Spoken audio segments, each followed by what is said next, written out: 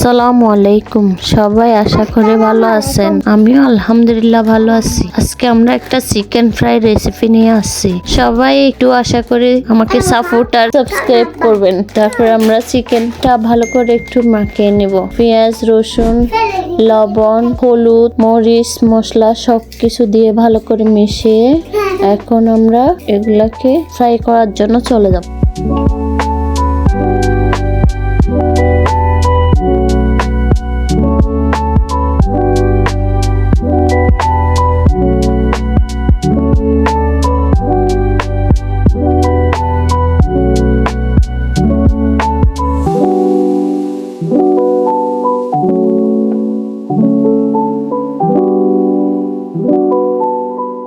এই তো এখন শেষ হয়ে আছে, এবার অন্য পিঠ উল্টে দিব।